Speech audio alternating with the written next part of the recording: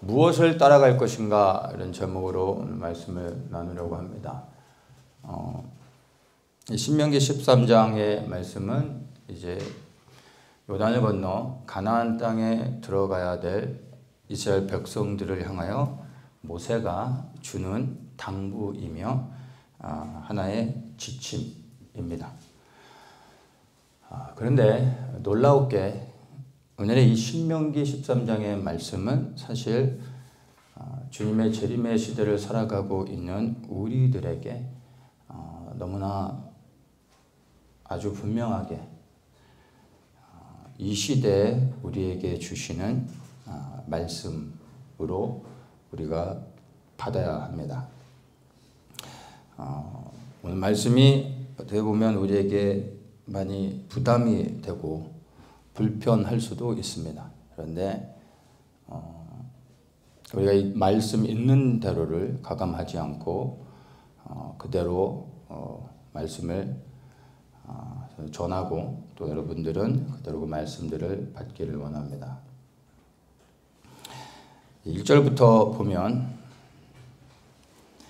선지자나 꿈꾸는 자가 일어나서 이적과 기사, 너에게 놀라운 표적과 기적들을 많은 능력들을 행하며 내가 본래 알지 못하던 다른 신들을 우리가 섬기자 하며 너희들을 미혹할 것이다.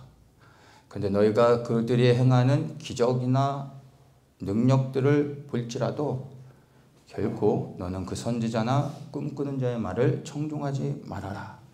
그들을 따라가서는 안 된다. 이렇게 말을 하고 있는 것입니다. 아무리 그들이 너희들이 보는 눈앞에서 이것은 하나님 외에는 절대 할 수 없는 일이야 라는 기적을 행할지라도 따라가지 말라는 겁니다. 사람을 따라가지 말라라고 말하기 이전에 말하는 것이 뭐냐면 그러한 표적과 기적과 능력을 따라가서는 안 된다라는 것을 말한다는 겁니다. 여러분, 기적을 쫓아다니면, 능력을 쫓아다니면 결국에 우리의 영혼은 잃어버리게 됩니다. 이 말을 조금 더 제가 자세하게 좀 구체적으로 설명을 하겠습니다. 혹 누군가가 나의 병을 치유해주고, 혹 누군가가 나에게 정말 필요할 때 너무나 큰 도움을 주고, 어느 누구도 해결할 수 없었던 문제를 해결해 주고, 내 생전에 단 한 번도 볼 수 없었던 놀라운 능력을 내 눈앞에서 실제로 보여준다 할지라도, 누군가가 나를 유명하게 해주고 그리고 성공하게 해주고 그리고 나로 하여금 이 세상에서 번영을 누리며 살아갈 수 있도록 많은 축복과 내가 원하는 필요들을 다 응답해 줬다 할지라도 절대로 그것 때문에 그 사람을 따라가서는 안 된다는 것입니다. 그런 사람들은 사실은 그러한 표적을 통해, 기적을 통해, 눈에 보이는 나타나는 능력을 통해 사실은 우리를 미혹하여 예수님에게서부터 떨어져 지옥으로 끌고 가는 거짓 선지자들이라는 것입니다. 이들에 대하여 5절에서 뭐라고 말합니까? 그 선지자나 꿈꾸는 자는 죽이라. 오늘날에는 이거를 잘 해석해서 적용해야 되겠죠. 그런 사람들을 끊어버려야 되는 겁니다. 이 선지자와 꿈꾸는 자는 누구입니까? 여기서 말하는 선지자는 우리가 흔히 아는 하나님의 입술이 된 참된 선지자가 아니라 거짓 선지자를 말하는 겁니다. 거짓 능력으로 하나님의 사람들을 믿음에서 떨어지게 하여 사망으로 끌고 가는 자들, 속이는 자들입니다. 그리고 여기서 말하는 꿈꾸는 자는 꿈과 환상을 통해서 예언하는 자들, 그 예언으로 속이는 자들, 점치는 자들을 말하는 겁니다. 여러분, 교회 안에 점치는 영이 얼마나 강하게 역사하는지 아십니까?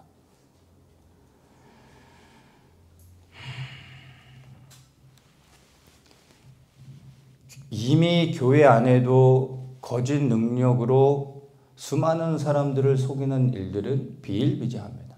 그런데 주님의 재림이 가까울 때는 이러한 일들이 지금 우리가 보고 듣고 경험했던 것보다 훨씬 더 비교할 수 없을 만큼의 강력한 능력을 우리는 마주하게 될 겁니다. 그때 우리는 흔들려서는 안 되는 겁니다. 그 능력 때문에 그 능력을 행하는 사람을 따라가면 영혼을 잃어버리는 겁니다. 그리고 여기서 말하는 이 꿈꾸는 자, 점치는 자입니다. 점치는 영을 가진 자들, 예언하는 자들, 교회 안에서 예언하는 자들. 여러분, 이러한 사람들은요, 사실은 점치는 영으로 우리 안에 들어와서 예언이라는 것으로 포장하고 수많은 사람들을 믿음에서 떨어지게 하는 악한 영의 역사에 있다는 것을 여러분 분명히 아셔야 됩니다. 여러분, 예언 사역은 비성경적입니다. 잘 기억하셔야 됩니다. 예언 사역은 비성경적이고 예언 사역의 열매는 반드시 교회 안에 수많은 혼란을 가져오고 수많은 사람들을 믿음에서 떨어지게 합니다. 잘 이해하셔야 됩니다. 예언 자체를 제가 부정하는 게 아닙니다. 오늘날에도 성령의 역사를 통하여 예언케 하십니다. 예언을 부정하는 게 아닙니다. 예언 사역을 거절하는 겁니다. 원래 예언이라고 하는 것은 우리가 지금 기대하고 바라는 예언은 무엇입니까? 내 미래를 아는 거. 맞죠? 오늘날 우리가 예언하길 원하고 예언을 듣기 원하는 게 무엇입니까? 점치는 겁니다. 이해되세요? 우리가 누군가로부터 예언 사역자로부터 나의 앞날에 대해서 듣길 원하지 않습니까? 그래서 예언하는 곳에 찾아가서 머리 드밀고 예언을 받으려고 하죠. 무엇 때문에요? 나에 대한 미래에 대해서 어떻게 될까 알고 싶어서 점치는 겁니다. 이미 벗어난 겁니다. 여러분, 예언의 본질은 우리 개개인의 앞날에 있을 일들을 아는 게 예언이 아닙니다. 진짜 예언은 하나님의 뜻을 말하는 겁니다. 장차 이루어질 하나님의 뜻을 하나님의 선지자가 입을 열어 먼저 선포하는 겁니다. 이게 하나님의 방식입니다. 선지자를 통하여 하나님이 행하실 일들을 미리 말씀하시고 그 다음에 이루십니다. 이게 하나님의 일하십니다. 그런데 우리가 듣길 원하는 예언은 하나님의 뜻이 아니라 무엇입니까? 나의 앞날에 있을 일들, 축복의 메시지, 이걸 원하여 예언을 쫓아다니는 거 아닙니까? 점치는 겁니다. 너무나 안타까운 일이죠. 어떤 사람들이 예언을 쫓아다닙니까? 여러분, 영적으로 건강한 사람은, 아니, 예수님과 정말 친밀하게 인격적으로 예수님 가까이에서 함께 동행하는 사람은 미래의 일을 알려고 하지 않습니다. 알 필요도 없습니다. 왜냐하면 지금 주님께서 나와 함께 하시고 나를 인도해 주시고 있기 때문에 앞으로 내 인생에 무슨 일이 일어날지에 대하여 알 필요가 없습니다. 지금 주님이 나와 함께 하시고 있다. 그것으로 충분한 거예요. 근데 누가 예언을 쫓아다닙니까? 두려운 사람, 불안한 사람, 걱정과 염려가 있는 사람들. 이 사람들의 마음의 중심은 어떤지 압니까? 예수님이 없습니다. 예수님이 없으니까 두려울 수밖에 없고 염려와 걱정이 있기 때문에 어떻게든 점쳐서라도 미래에 대한 일을 알고 싶어하는 겁니다. 그리고 사단은 이것을 알고 사람들의 마음을 예언이라는 점치는 것으로, 실상은 점치는 것인데 속여서 사람들을 믿음에서 떨어지게 한다는 것입니다. 여러분, 우리 안에서 성령께서 때로는 각 사람의 앞날에 대해서 말씀해 주실 수도 있습니다. 어느 개개인의 필요할 때 예언케 하시고 듣게 하시고 그리하여 위로하실 수도 있습니다. 근데 이것을 사역으로 하게 되면 이거 반드시 벗어날 수밖에 없습니다. 제가 분명히 얘기합니다. 예언 사역의 결과는 수많은 혼미한 영들을 교회 안에 불러들이는 겁니다. 수많은 점치는 영들로 인하여 교회는 혼란스럽게 되는 겁니다. 그래서 교회 안에 예언 사역뿐만이 아니라 사실은 은사 사역이라든지 어떤 능력 사역들, 치유 사역들, 축사 사역들, 이 모든 것들이 교회 안에 사역이 되어질 때 본질에서 벗어나게 됩니다. 예수님으로부터 벗어나 다른 것들을 추구하고 찾고 구하고 따라가게 되는 겁니다.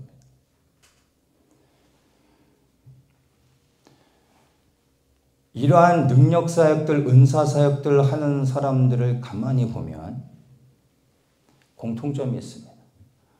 말씀이 없습니다.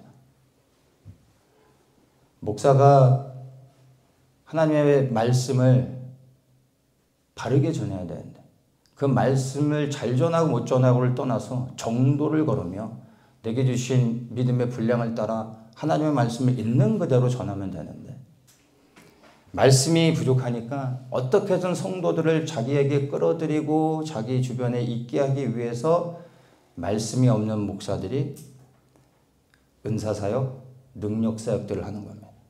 그리하여 나타나는 표적을 통해서 어떻게든 자기를 따르게 만들고 사람들을 모으려고 하는 겁니다.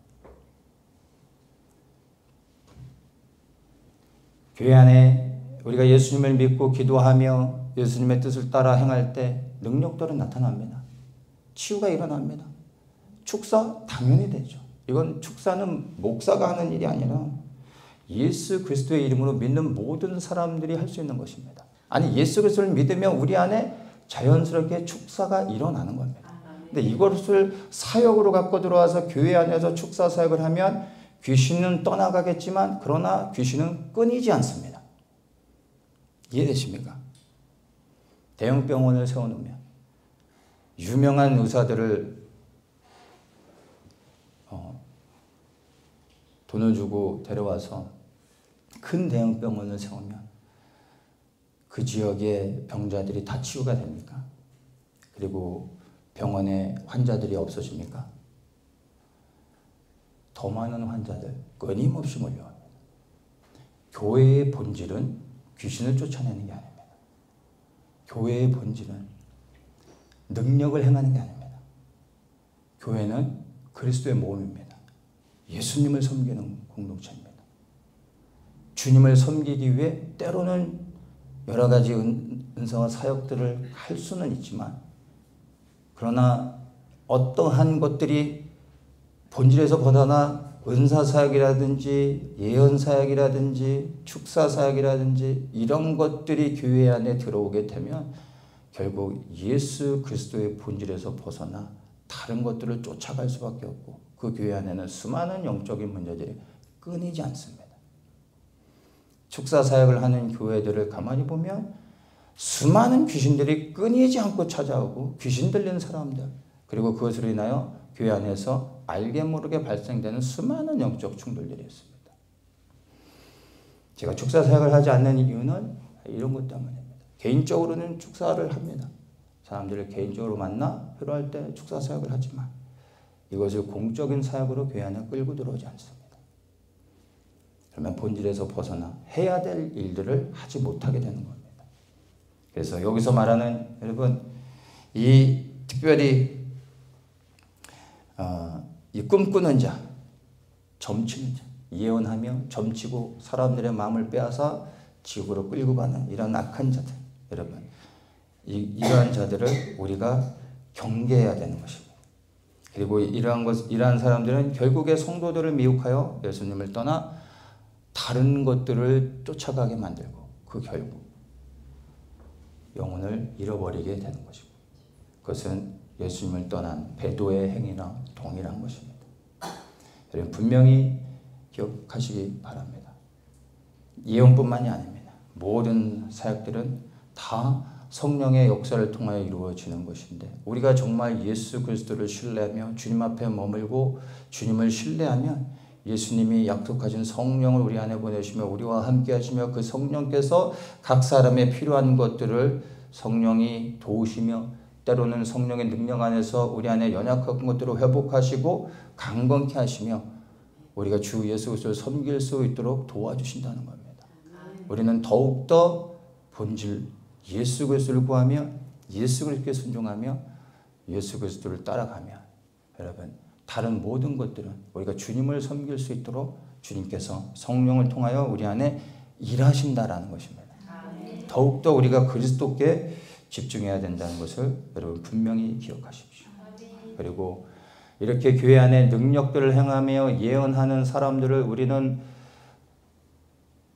굉장히 영적인 사람들 그리고 정말 특별한 능력을 가지고 있는 대단한 사람들로 착각하는 경우들이 있습니다. 그래서 정말 어떤 드러나는 표적들을 행하거나 많은 능력들을 행하는 그런 사람들을 보면 사람들이 막 그 사람을 존경하고 대단한 영적인 사람으로 여기는 경우들을 많이 보는데 안타깝습니다. 여러분 모든 능력은 성령 하나님을 통하여 나타나는 것입니다. 근데 이 성령의 능력은요 우리가 구한다고 주시는 것이 아니라 구할 때 주시기도 하지만 우리 안에 나타나는 모든 성령의 역사들은 하나님의 은혜 안에서 나타나게 하시는 겁니다. 그래서 나를 통하여 혹시나 엄청난 어떤 성령의 역사가 나타났다 할지라도 그 능력은 나와는 상관이 없는 겁니다. 이해되십니까? 나의 그 어떠함 때문에 나타나는 게 아닙니다. 내가 기도를 많이 했기 때문에 내가 훌륭한 사람이기 때문에 내가 말씀을 많이 알기 때문에 전혀 아닙니다. 착각하시면 안 돼요. 왠지는 모르는 겁니다. 그냥 주님이 원하시면 그렇게 하실 수 있습니다. 영적으로 충만하지 않아도 때로는 주님이 원하시고 해야 할 일이 있으실 때 마른 막대기와 같은 사람을 사용하셔라도 성령의 역사를 행하시게 하실 수 있습니다. 내 안에 나타나는 능력으로 나를 영적인 사람으로 생각하면 정말 착각인 것입니다. 정신 차려야 됩니다. 그리고 그러한 사람들을 대단한 게 여기고 따라가는 것이 미혹입니다. 성령의 역사는 우리의 성품과 상관없이 우리의 능력과 상관없이 주님이 원하시면 행하시는 겁니다. 내 안에 어떠한 능력이 나타났다 할지라도 우리는 그저 겸손히 그리고 감사함으로 주님 앞에 잠잠히 머물러야지 나를 통하여 주님이 어떤 일을 행하셨다고 혹 내가 뭐나 된 것처럼 나의 스스로를 대단히 여기고 사람들 앞에서 나를 세우는 것은 사망의 진행이 됩니다. 불쌍한 영혼들이죠. 이 불쌍한 영혼들을 저는 너무나 많이 봅니다. 사랑하는 우리 성도님들은 그런 사람들이 되지 않기를 바랍니다.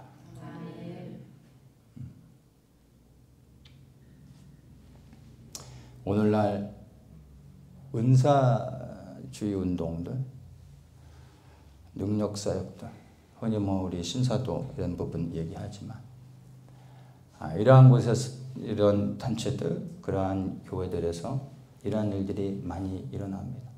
그리고 그런 교회들을 여러분 가만히 들여다보시고 혹 아는 분이 있으면 그 공동체 안을 잘 들여다보시고 어떤 일들이 일어나는지를 지켜보세요.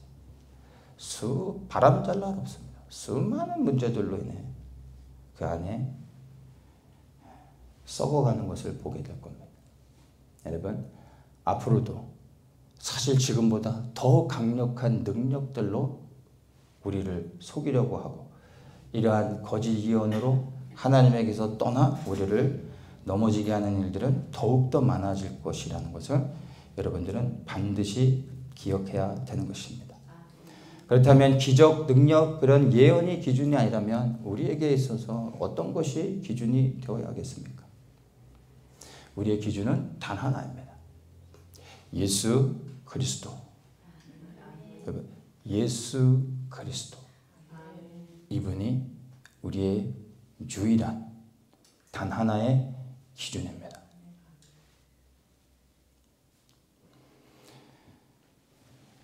우리 성도님들이 다 아멘으로 대답을 했는데도 제 마음은 알 수 없는 답답함이 있습니다. 과연 이것을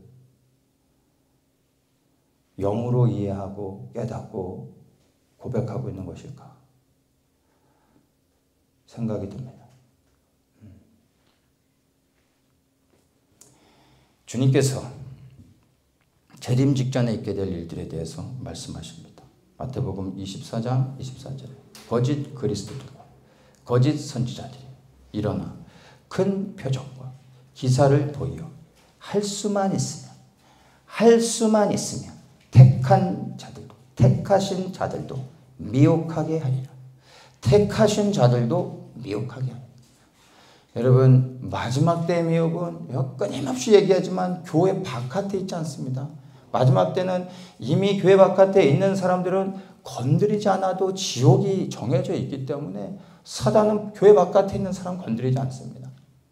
미혹은 어디에서 일어납니까? 교회 안에.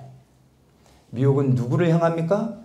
택하신 자들, 하나님이 택하여 구원 얻은 성도들, 예수 그리스도와 함께 동행하고 있는 사람들, 예수님을 믿기 때문에 그리하여 이 구원은 잃어버리지 않고 자동적으로 천국에 갈 거라 착각하며 살아가서는 안 된다는 것입니다. 지금은 주님의 택함을 받아 은혜 가운데서 그 구원의 여정을 향하여 나아가고 있지만, 그러나 이러한 미혹들을 통하여 악한 자가 그 택하신 자들도 넘어지게 하려고 한다고 성경은 분명하게 말합니다. 무엇으로요? 큰 기적과 큰 표적과 기사를 통하여 뭔가 눈에 우아하며 따라갈 수밖에 없는, 인정할 수밖에 없는 뭔가를 행하여 그래야 택하신 자들도 넘어갈 거 아닙니까? 택한 자들도 넘어갈 만큼의 큰 표적 무엇이겠습니까? 누가 봐도 이건 예수님 아니면 할 수 없는 거야 라고 우리도 인정할 수밖에 없는 그러한 엄청난 일들이 우리 눈앞에 반드시 일어날 겁니다. 그리고 그러한 능력을 행하는 자가 우리를 따라오라 할 것입니다. 그리고 많은 사람들이 저런 능력을 행하는 사람이라면 따라가도 돼 라고 착각하며 따라간다는 것입니다. 제가 미국에서 목회할 때 이 A와 B가 있었는데 이 두 분 다 좀 아니었어요. 근데 이 두 분 다 서로 친해질 수 없는, 제가 볼 때 절대 친해질 수 없는 성향의 사람들인데 A라는 사람이 B라는 사람을 되게 따르고 되게 친해졌어요. 좀 이상했죠. 한 몇 년 지나서 제가 A라는 사람을 만났어요. 그래서 좀 물어봤어요. 그래서 얘기해 주죠. 왜 그 사람과 이렇게 친해졌냐? 했더니 뭐라고 얘기했냐면 이 A와 B가 서로를 위해 기도해 준 거야. 서로를 위해 예언해 준 거야. 근데 이 B라는 사람이 A라는 사람을 기도해 줄 때 너무나 정확하게 자기의 과거를, 자기는 얘기하지 않았는데 과거를 다 얘기하더래. 깜짝 놀랐대요. 자기는 한마디도 자기 과거에 대해서 얘기하지 않았는데 기도를 해주는데 다 맞췄대요. 그래서 A라는 사람이 B라는 사람을 신뢰하기로 했대요. 그래서 친해졌어요. 몇 년 지나고 나서 다 깨졌어요. 여러분, 나의 과거를 맞췄기 때문에 따라가는 거예요. 이게 얼마나 어리석은 문제입니까? 누구를 따라가야 돼요? 예수 그리스도. 제가 이렇게 얘기하지만 이게 현실이 되어 실제 상황 가운데서 여러분들의 삶 속에 어떠한 미혹을 뿌릴지는 모르겠지만 그런 미혹의 현장 가운데서 과연 여러분들이 예수 그리스도를 기준 삼아 흔들리지 않을까? 제가 믿음이 없어서 그런 건지 심히 염려됩니다.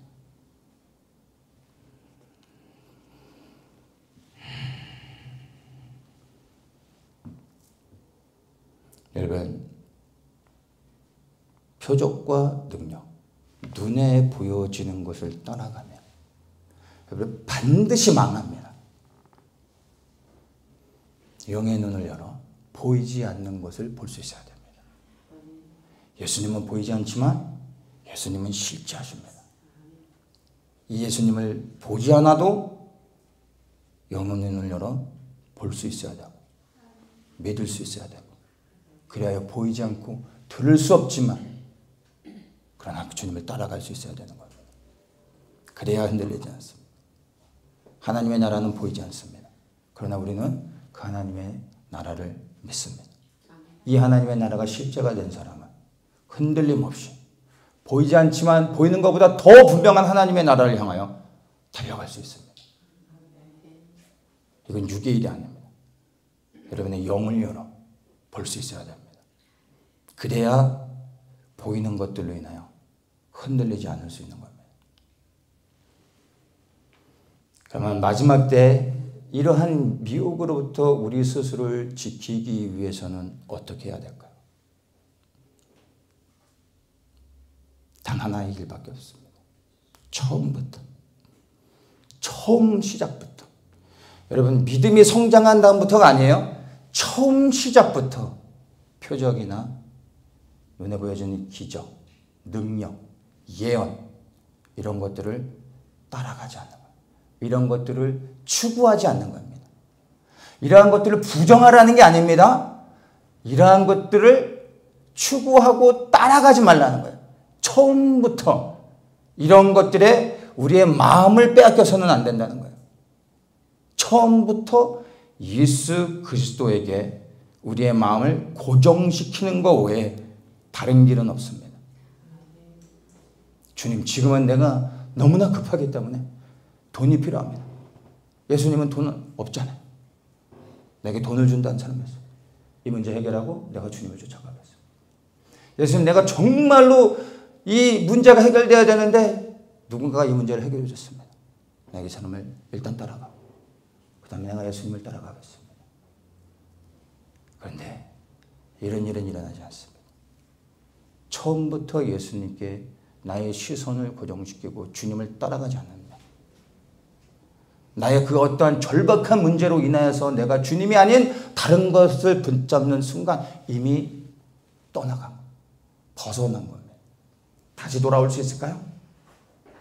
제가 200% 장담합니다. 이미 떠나셨습니다. 못 돌아오십니다. 처음부터 예수 그리스도에게 나의 모든 것을 고정시켜야 되는 겁니다. 예수님이 나의 문제를 해결해 주시든 안 하건, 문제를 해결해 주시든 아니건, 내 병을 치유해 주시건 아니건, 내게 돈을 주시든 아니건, 나를 성공하게 아니든 아니면 실패하게 하든 그런 것과 상관없이 처음부터 예수님을 붙잡아야 되는 것입니다. 왠지 아세요? 우리가 예수님을 믿는 이유는 나의 문제를 해결해 주고 내가 번영을 누리고 내가 나의 행복을 위해서 예수님을 믿는 게 아니라 이미 예수님이 나를 구원해 주셨기 때문에, 나의 주인이 되셨기 때문에, 내가 그렇게 간절히 바라고 구하는 것이 이루어지지 않아도 그분은 나의 주인이신 겁니다. 우리는 그분을 따라가야 되는 겁니다. 세상에 우리에게 필요하고 원하는 모든 것을 다 줄 수 있어도 단 하나 줄 수 없는 것이 영생인 것입니다.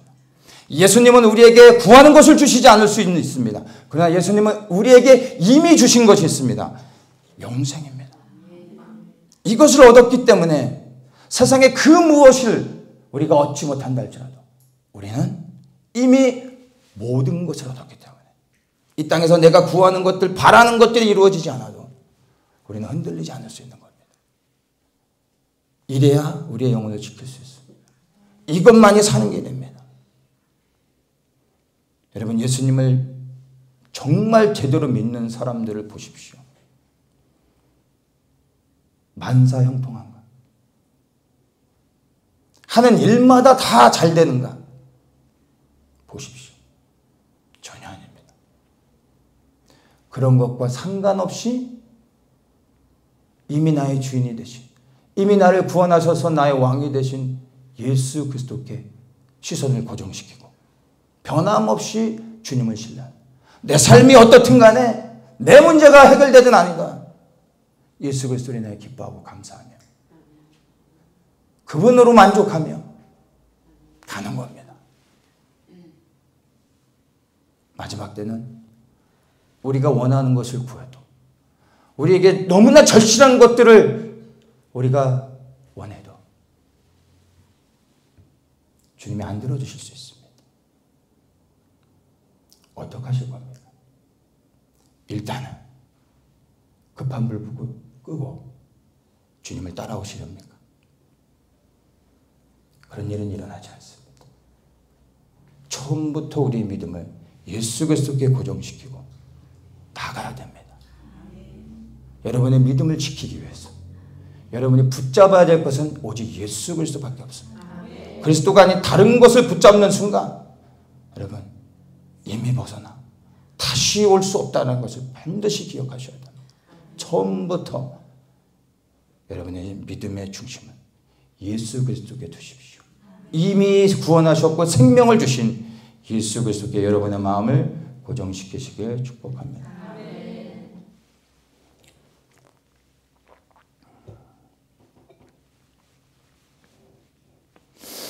왜 이렇게 우리를 미혹하는 자들이 일어나는지에 대해서 이야기해 줍니다. 3절에 이는 너희 하나님 여호와께서 너희가 마음을 다하고 성품을 다하여 너희 하나님 여호와를 사랑하는 여부를 알려하사 너희를 시험하심이니라. 이 모든 우리를 미혹해 하는 일들은 사실은 우리로 하여금 이 미혹으로 인하여 예수님에게서 떨어져 나가 생명을 잃어버리게 하시는 것이 아니라 우리가 정말 예수님을 사랑하는가, 오직 예수 그리스도만을 바라보며 예수님으로 만족하며 예수님으로 충만하여 살아가고 있는가, 우리를 시험하기 위한 겁니다. 예수님은 우리를 시험하십니다. 그래야 우리의 믿음이 진정으로 예수님께 붙어 있는지를 보시기 위하여 이 미혹을 뿌리는 겁니다. 근데 이것은 어떤 사람에게는 정말 시험이 되어 넘어지겠지만 정말 예수님을 사랑하는 사람에게 이 시험은 예수님의 상급이요, 예수님의 칭찬이요, 예수님의 생명을 얻는 은혜가 되어지는 겁니다. 왜 마지막 때 이 땅에 그리스도의 심판이 임하지 않습니까? 수많은 사람들이 마지막 때라고 하면 두려움에 붙잡혀 있고 예수님을 믿는 사람들조차도 예수님의 임박한 재림의 시대를 살고 있음으로 인하여 두려움 가운데 살아가고 있는 수많은 사람들이 있습니다. 너무나 안타깝습니다. 그렇죠. 예수님이 오시는 건 심판입니다. 그런데 정말 우리가 예수님과의 온전한 관계 안에 살아가고 있다면 이 땅에 대한 심판이 우리에게 구원이 되는 겁니다. 이게 왜 두려운 일입니까? 아니, 저도 예수님의 재림이 저도 솔직히 처음에 두려웠습니다. 예수님이 오시는 게 너무 싫었어요. 그리고 깨달았습니다. 내가 준비되지 않았구나. 내가 예수님을 사랑하지 않았구나. 내가 세상을 사랑했다는 것을 알게 됐어요.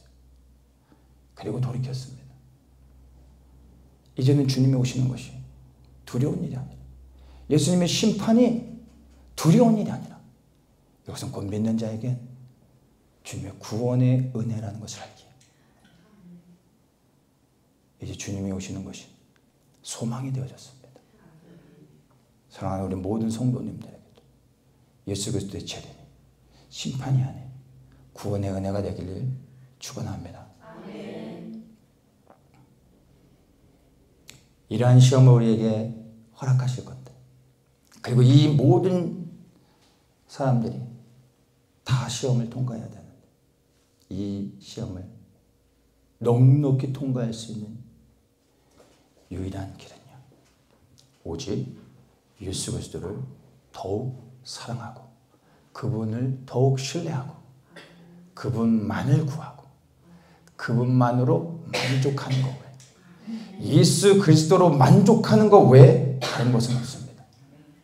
마지막 때가 가까울수록 여러분, 예수 그리스도가 아닌 다른 것을 구하는 자체가 이미 벗어난 것입니다.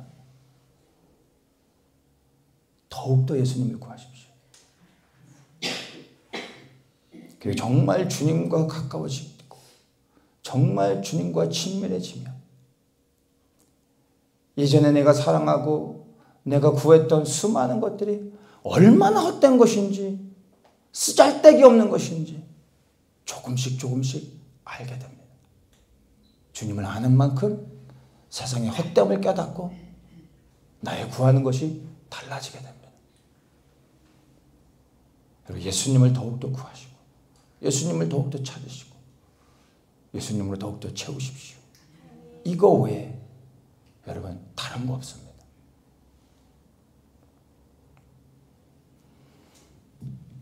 6절에서는 이제 또 다른 부분에 대해서 이야기합니다. 1절에서는 우리를 미혹하는 자들, 선지자와 꿈꾸는 자를 이야기했는데, 이제 6절부터는요, 우리를 미혹하는 또 다른 부류의 사람들이 있음을 이야기합니다. 여러분, 이 말씀은 잘 들으셔야 됩니다. 이 말씀은 저도 목이 탑니다. 이야기하기 전에. 불편하지만 그러나 해야 되는 말이기 때문에 있는 그대로 가감하지 않고 나눕니다. 6절입니다. 내 동복 형제나 내 자녀나 내 품의 아내나 너와 생명을 함께하는 친구가. 이 사람들은 일단 누굽니까? 아주 가까운 사람들이에요. 좋은 사람들입니다. 가만히 너를 꾀어 이르기를 너와 내 열조가 알지 못한 다른 신을 곧 내 시방에 있는 민족 가까이 들려 뭐든지 우리가 가서 섬기자. 1절하고 똑같아요. 1절에서는 거짓 선지자와 그리고 이 점치는 자들이 눈에 보여지는 표적과 능력으로, 예언으로, 거짓 예언으로 우리가 다른 신을 섬기자 할 때 사람들이 그 보여지는 것을 때문에 따라가서 영혼을 잃어버리는 겁니다. 그런데 이 두 번째 부류는 다릅니다. 누굽니까? 거짓 선지자들이 아니에요. 이들은 누굽니까? 우리의 가장 사랑하는 자들, 내가 가장 사랑하는 자들, 내 주변에 가까이 있는 나의 가족들입니다. 근데 이들이 나를 믿음에서 떨어지게 할 때 성경은 뭐라고 말합니까? 이들을 끊어내라. 내 사랑하는 가족이 나로 하여금 예수 그리스도를 믿는 믿음으로부터 떨어져 나가게 한다면, 미혹하여 예수 그리스도가 아닌 다른 것을 섬기게 한다면 어떻게 하라고요? 끊어버리라.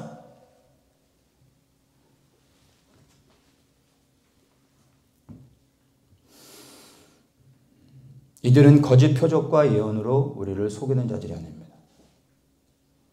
이들이 우리를 미혹하는 것은 무엇입니까? 혈육의 정, 혼적인 것으로 우리를 믿음에서 떠나게 합니다.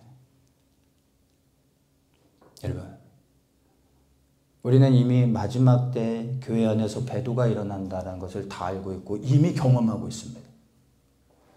근데 여러분, 잘하셔야 됩니다. 마지막 때의 배도는 교회에서만 일어나지 않습니다. 가정에서도 일어납니다. 여러분의 가정 안에서도 배도가 일어날 수 있습니다. 아니, 일어나게 될 것입니다. 어떻게 하실 겁니까?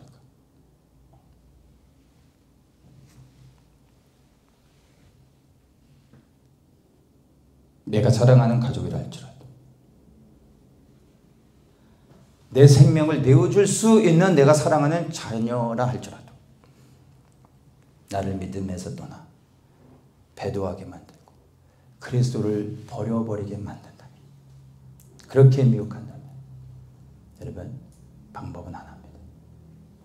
끊어버려야 됩니다.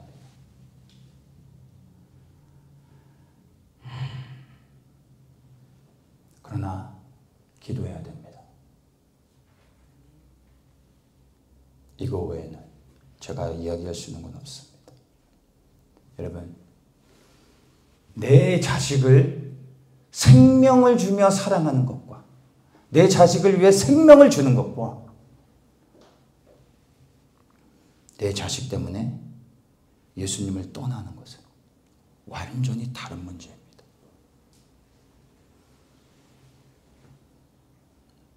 예수 그리스도보다 자식을 더 사랑한다면 그것은 분명한 우상숭배입니다. 여러분, 저에게도 사랑하는 자녀들이 있습니다. 저는 저의 자녀들을 위해 전 주저함 없이 저의 생명을 줄 수 있습니다. 제 자녀들을 위해 제 생명을 던질 수 있습니다. 그러나 아무리 내가 생명을 줄 수 있는 자녀들이라 할지라도 저는 이 자녀들 때문에 예수님을 떠날 수 없습니다. 저에게 있어서 가장 중요하신 분은 예수 그리스도입니다. 어떤 사람들은 말합니다. 제게 이 마지막 시대에 가장 중요한 건 가족입니다. 제게 있어서 가장 큰 기도 제목은 가족 구원입니다. 제게 있어서 가장 중요한 것은 바로 이 가족의 구원입니다. 이렇게 말합니다. 틀린 말 아니죠. 근데 전 여러분에게 분명히 얘기합니다. 제게 있어서 가장 중요한 것은 자식이 아닙니다. 제가 우리 아이들을 사랑하지 않아서가 아닙니다. 제게 있어서 가장 중요하신 분은 하나님의 뜻이 이루어지는 겁니다. 그분이 영광을 받으시는 겁니다. 예수님이 이 땅 가운데 영광을 받으시는 것이, 그분의 뜻이 이루어지는 것이 제게는 가장 중요한 것입니다. 그 다음에 제 자녀들을 사랑하고 그들을 위해 생명을 줄 수 있습니다. 가족을 위해서, 가족을 위한다는 명분으로 나도 모르게 믿음에서 떠나 예수님을 버려버리고 다른 곳으로 갈 수 있다는 것입니다. 가족 구원이 여러분에게 있어서 첫 번째 기도 제목, 가장 중요한 일이 되는 것이 저는 위험하다고 생각합니다. 예수님이 여러분의 첫 번째가 되어야 합니다. 여러분, 예수 그리스도를 우선순위로 삼고 예수님께 순종하고 예수님을 위해 삶을 바치면 주님께서, 선하신 주님께서 내가 해결할 수 없는, 인간적인 방법으로 절대 해결할 수 없는 나의 자녀들을 주님께서 선히 인도하여 구원케 하신다고 저는 믿습니다. 여러분이 정말로 여러분의 자녀를 사랑한다면 혼적인 방법으로 자녀들을 선택하고 예수님을 떠나는 것이 아니라 더욱더 예수 그리스도 앞에 머물고 예수님을 사랑하고 예수님께 순종하고 그분의 일에 여러분의 생명을 들여 순종하며 섬기십시오. 그러면 주님께서 주님의 크신 은혜로 자녀들을 주께로 돌이키며 주님 앞에 생명 얻는 은혜를 허락해 주시는 겁니다. 우리는 주님을 충성스럽게 섬기고 신실하신 주님께서 행하실 일들을 기대하며 우리는 자녀들을 위해 기도할 뿐입니다. 이게 제가 자녀들을 위해 하는 일입니다. 우리 자녀들을 위해 제가 할 수 있는 최선의 일은 제가 주님을 생명 들여 섬기는 것입니다. 그리고 주님께 기도합니다. 주님, 나는 이 아들과 같이 있지 못하죠. 나보다 주님께서 함께 하시며 이들을 지켜주십시오. 주님께 맡깁니다. 저는 주님을 신뢰합니다. 저는 주님만 섬기면 해요. 주님이 책임져 주십시오. 이게 저의 기도입니다. 그리고 저는 주님이 신실하게 그렇게 하실 것을 믿습니다. 더욱더 내가 주님을 온전히 섬길 때 주님께서 우리의 가족을 구원시켜 주실 거라 저는 믿고, 저는 주님을 섬기는 일 가운데 더욱더 마음을 정하고 나아갑니다. 여러분, 우리 주님은 신실하십니다. 우리가 무엇을 하려고 해서는 안 됩니다. 주님께 맡기고 우리는 주님이 명하신 일들을 주님께 순종하며 나아갈 뿐입니다. 정말 여러분들의 자녀가 구원받기를 원하신다. 여러분, 더욱 예수님을 의지하고 더욱 예수님을 예배하고 더욱더 예수님을 섬기십시오. 그분을 더욱더 신뢰하십시오. 그리고 자녀들을 주님께 맡기십시오. 신실하신 주님께서 책임져 주실 겁니다.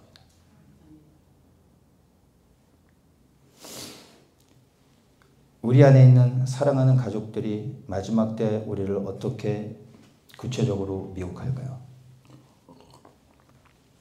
첫 번째는 아무 교회나 가도 된다고 말하는 겁니다. 가까운 데 가서 예배 드리면 되지. 모든 교회에 예수님이 다 계십니다. 그냥 가까운 데 가면 되는 거지. 뭘 유별나게 하는. 여러분, 거짓입니다. 여러분, 교회라는 간판이 있고 십자가가 걸려있다고 해서 예수님이 다 계신 게 아닙니다. 오직 예수 그리스도를 머리로 삼고 충성스럽게 주의 일을 섬기는 교회에만 예수님이 계십니다. 그런 교회라면 어디를 가도 주님이 함께 계십니다. 여러분이 분별하셔야 됩니다. 교회라고 등록되어 있다고 예수님이 다 계신 게 아닙니다. 오늘날 수많은 교회들이 있는데 과연 예수님이 아시고 기억하시며 저기는 내 생명에 있는 교회고 내가 사랑하는 교회다라고 인정받을 수 있는 교회가 과연 얼마나 있을지 저는 모르겠습니다. 우리 더처치는 그런 교회다라고 저도 장담하여 말할 수 없습니다. 다만 주님 앞에 충성스럽게 갈 뿐입니다. 여러분, 예수님이 계시지 않고 예수님이 머리가 되시지 않고 예수님이 주인이 되시지 않은 교회에 가면 이미 죽은 교회입니다. 그 교회에서 여러분이 무엇을 얻을 수 있습니까? 죽는 것입니다. 예수님이 계시지 않은 곳에 여러분이 가서 열심히 기도하고 섬기고 그래야 교회를 일으킨다고요? 여러분, 착각하지 마세요.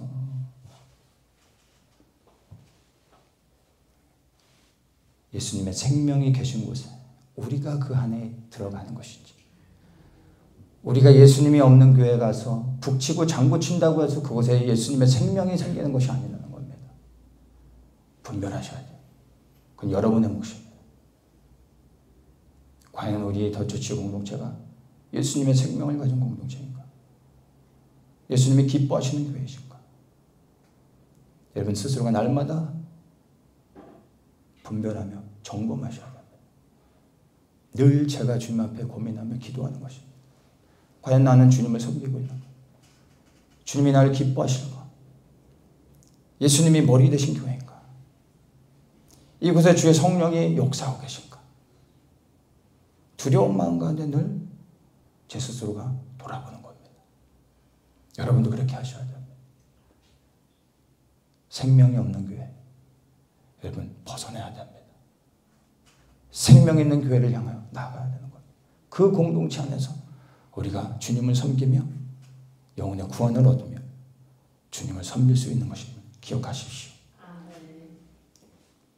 이렇게 우리의 사랑하는 가족들이 아무 교회나 가도 된다고 할 때 마지막 때수록 여러분들이 분별하시고 여러분들이 이것을 이야기해 줘야 됩니다. 두 번째, 짐승의 표를 받게 하는 겁니다. 교회들이 앞장서 앞으로 짐승의 표가 진짜 실행이 되어질 때 이것은 상정이 아닙니다. 실제로 일어날 일입니다. 교회들이 앞장서서 표를 받게 할 것입니다. 우리가 팬데믹 기간 동안에 경험했지 않습니까? 교회들이 거의 대부분의 교회들이 앞장서서 백신 운동을 하고 이거를 받게 해달라고, 백신이 잘 보급되게 해달라고 목사들이 앞에서 막 합심기도 했대요. 여러분, 백신 받는다고 지옥 가지 않습니다. 우리로 하여금 주님께서 너무나 친절하게 그것을 통하여 예행 연습을 하게 해주셨습니다. 우리 공동체는 맞지 않았지만 제가 어느 날 어떤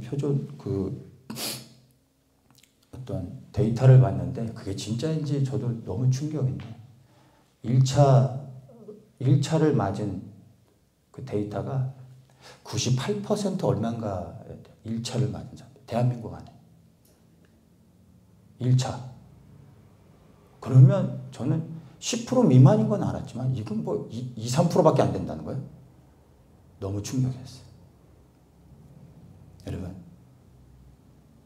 백신 맞는다고 지옥 가진 않지만 예행 연습 이런 것으로 인해 수많은 사람들이 다 주사를 맞았다면 앞으로 정부가 나서서 이 짐승의 표를 실행할 때 교회들이 나서서 성도들을 다 죽게 할 겁니다. 여러분의 가족들도 동일할 것입니다. 한창 팬데믹이 심각할 때 저희 부모님이 저희가 주사를 안 맞으니까 세뇌가 된 게 있으니까 저희가 오는 게 불편하셨던 거예요. 주사 안 맞을 거면 오지 말라 그러시더라고요. 저희 형도 세뇌됐으니까 주사 안 맞아서 부모님 만나가서 부모님한테 뭐 병이라도 줄까 봐. 주사 안 맞으면 가지 말라고. 그래서 알겠다고 하고 안 갔어요. 한 1년은 안 갔어요. 여러분, 우리 주변에 사랑하는 가족들이 이제 이 마지막 때에 대한 기록들이 분명히 계시록에 적혀 있는데 표를 받게 하는 일들이 있을 겁니다. 그때 우리는 사랑하는 가족이니까 그들이 원하는 을 따라 우리가 이것들을 행했을 때 여러분 결국 믿음에서 떠나 배도하게 되는 것입니다. 다시 말씀드리지만 여러분 우리의 기준은 오직 예수 그리스도입니다. 이 기준을 바꾸면 영혼을 잃어버립니다. 오직 여러분에게 예수 그리스도가 기준 되게 하십시오. 왜 우리가 생명을 걸면서까지 내 생명을 버리면서까지 내 생명을 드리면서까지 왜 우리가 끝까지 예수 그리스도를 붙잡아야 되는지 아십니까? 오직 예수님 안에만 영원한 생명이 있기 때문입니다. 내 생명을 주님을 위하여 드리는 것 같지만 예수 그리스도를 위하여 죽는 것 같지만 사실은 그것이 유일하게 사는 길인 것입니다. 이것을 믿는다면 이것을 확신한다면 예수를 믿는 믿음 때문에 고난을 당하며 혹 내 생명을 잃어버린다 할지라도 감사할 수 있는 겁니다. 우리의 육은 죽지만 그러나 주님께서 우리의 영혼을 부활케 하시고 세상 가운데 이기는 자, 승리하는 자가 되게 하실 것을 믿기에 우리는 죽음을 넘어 영원한 생명을 소망하며 그리스도를 위하여 기꺼이 고난받으며 죽을 수 있는 것입니다. 이 믿음이 지금 준비되어야 하는 겁니다. 내일이 아니라 환란이 시작되고서가 아니라 바로 지금 이와 같은 믿음으로 예수님만을 바라보며 살아가야 이러한 일들이 우리가 모르는 사이에 어느 날 갑자기 우리의 삶에 실체가 되어졌을 때 두려워하지 않고 예수 그리스도를 붙잡을 수 있는 것입니다. 여러분, 예수 그리스도만 영원하십니다. 그분만 온전하십니다. 그분만 진짜이십니다. 다른 모든 것들은 다 사라질 것입니다. 헛된 것들을 소망하지 마시고 영원하신 오직 예수 그리스도만을 붙잡으시길 바랍니다. 왜 우리가 예수님만 순종하며 예수님만 바라고 예수님만 따라가야 됩니까? 왜냐하면 그분이 우리를 구원하셨고 그분이 우리의 주인이 되셨기 때문입니다. 사단은 우리의 구원자가 아닙니다. 그리하여 그가 할 수 있는 것은 보여지는 표적과 능력을 통하여 우리로 하여금 예수님에게서 벗어나게 하는 것. 주님을 섬기는 자리에서 벗어나 보이는 것을 따라가게 만들어 우리를 사망으로 인도하는 것입니다. 헛된 표적과 거짓 예언을 따라가는 자가 아니라 우리의 생명 대신 예수 그리스도, 우리에게 유일한 영생을 주실 수 있는 오직 예수 그리스도에게 시선을 고정시키고 전심으로 나가는 사랑하는 모든 성도님 되시길 주님의 이름으로 축복합니다. 주님, 우리 각 사람의 믿음 위에 주님의 은혜를 부어주십시오. 흔들리지 아니하는 믿음으로 예수 그리스도께 우리의 시선을 고정시키고 전심으로 나가는 저희들 되게 하시옵소서. 예수님의 이름으로 기도합니다.